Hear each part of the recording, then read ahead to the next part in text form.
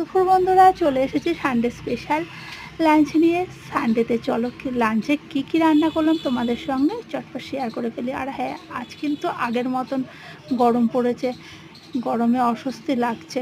যদি বিকেলে বা সন্ধ্যায় একটু বৃষ্টি হয় তাহলে কিন্তু গরম থেকে মুক্তি পেতে পারি।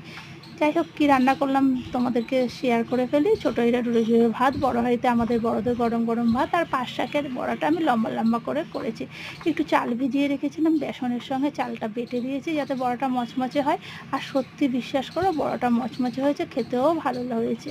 আর এদিকে চিংড়ি মাছের তেল ঝাল আমাদের সবার ফেভারিট, এটাও ভীষণ সুন্দর লাগে, গরম ভাতে খেতে খুব ভালো লাগে। আর ভাইয়ের শরীরটা খারাপ, ভাই আজকে চিকেন রান্না করতে পারেনি, তাই চণ্ডীমা চিকেন কষাটা করেছে। আমাদের লাঞ্চ রেডি হয়ে গেছে, আমরা জাস্ট লাঞ্চ করব, তার আগে তোমাদের সঙ্গে শেয়ার করে দিলাম। আর আমাদের লাঞ্চটা যদি তোমাদের ভালো লাগে, লাইক শেয়ার কমেন্টের মাধ্যমে ভালোবাসা জানিও। Bye bye.